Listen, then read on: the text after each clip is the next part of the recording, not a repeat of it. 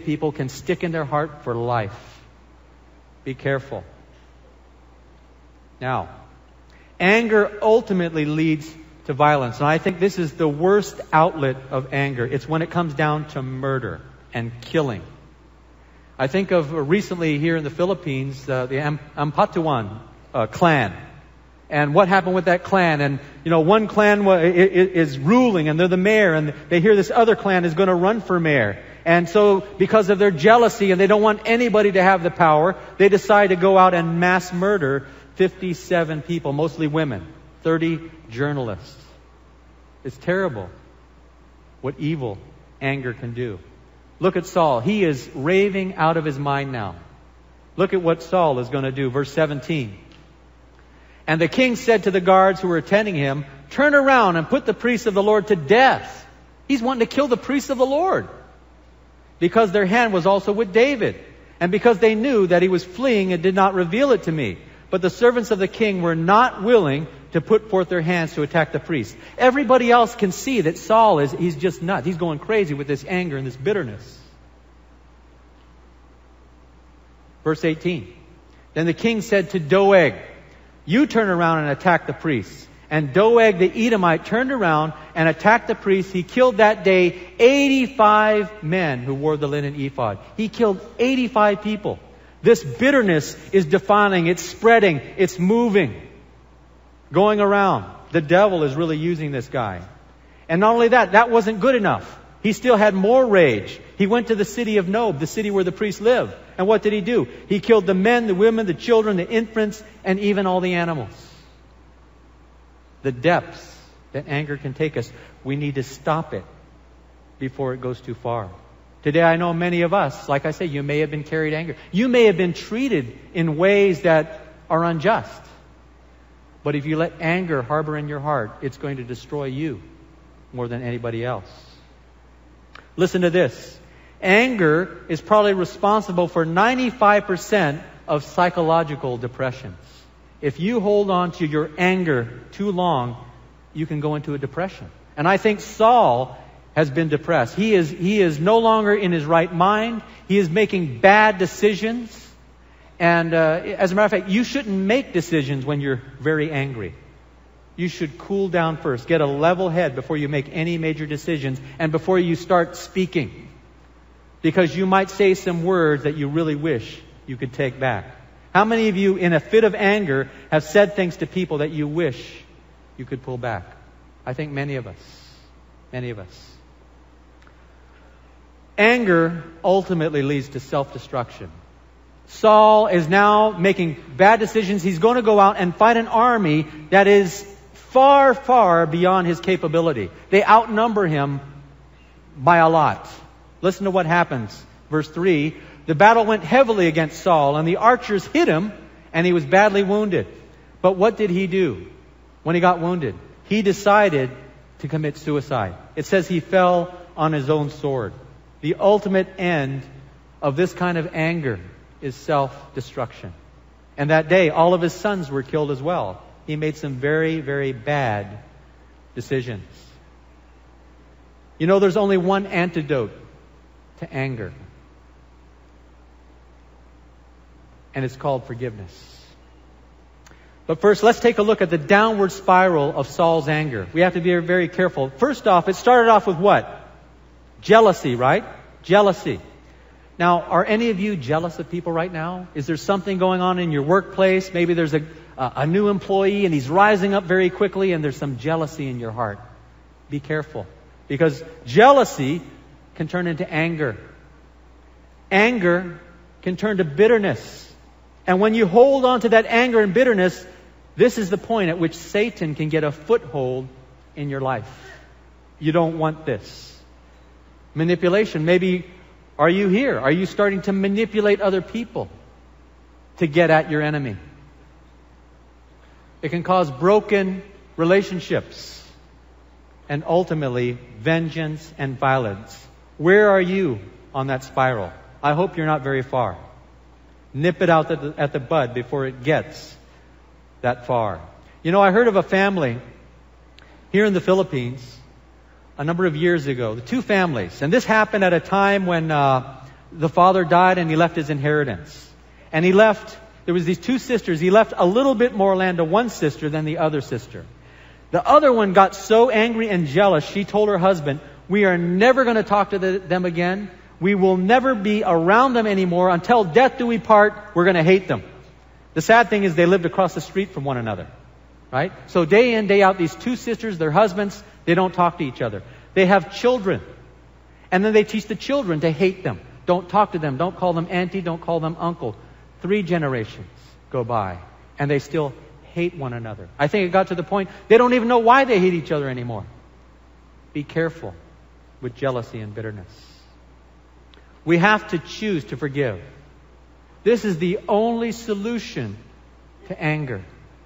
Now, I know many of you have been through some very difficult things. Perhaps some of you, when you were young, you were molested. And you think, you have that hurt in your heart and that bitterness there, and you think, I have a right to hate. I have a right to hate. Or maybe others of you, somebody told you they'd never leave you, but they did. They left. Maybe some stole your money. They took your money and they ran off with it. Maybe you've been betrayed by a good friend. And it's left a scar. It's left a lot of pain.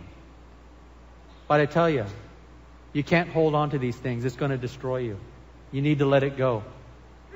The Lord tells us. When He tells us to forgive, He also enables us. He gives us the power to forgive. Listen to what Jesus said. Jesus had some pretty strong words to say about forgiveness. He said this, whenever you stand praying, forgive, if you have anything against anyone, so that your Father who is in heaven will also forgive your transgressions. But if you do not forgive, neither will your Father who's in heaven forgive you. Those are some very strong words.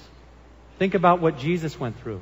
Think about all of the pain and the suffering and the crucifixion and finally the death. But yet, He never did anything to revenge. He forgave for us.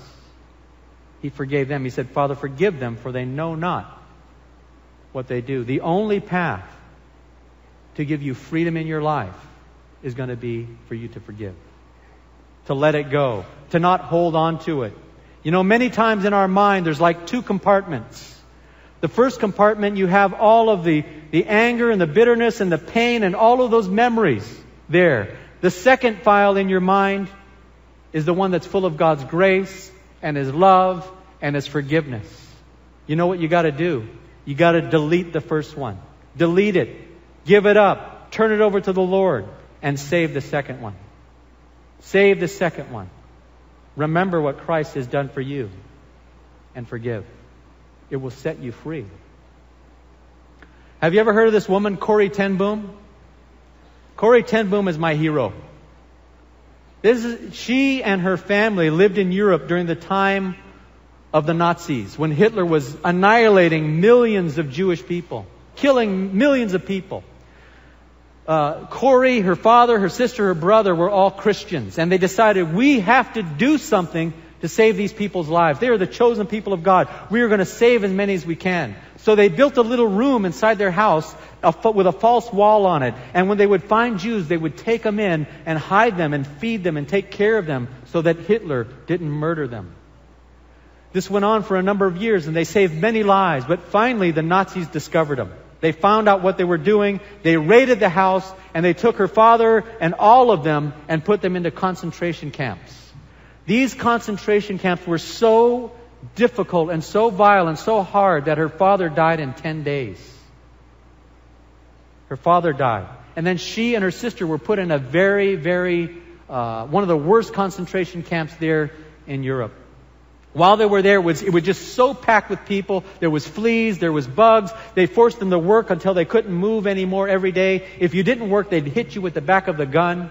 And she watched as her sister slowly died right there in that concentration camp. But her sister always told her, Corrie, we can't hold on to anger. We need to forgive.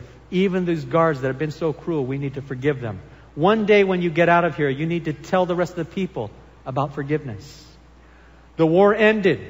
Corrie, when she got out, she started going and preaching forgiveness throughout the churches in Europe. And she went to Germany. And in one church, after she was done, she came down, and then a man came up to her and put out his hand. He said, "Corrie, I want to thank you for that message." And when she looked at him, she recognized that's the face of the guard that was in the concentration camp. The one that was so cruel to me and my sister. The one that ultimately allowed my sister to die. He used to hit them with his gun. And she said when the man's hand was out there, it seemed like an eternity, as all of the thoughts and the memories of all the pain they went through because of this guy.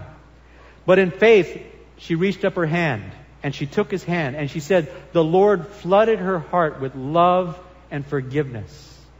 And that day, that man was set free. And Corrie herself was set free. You see, there's only one way to live, and that's to live in forgiveness and freedom. Amen?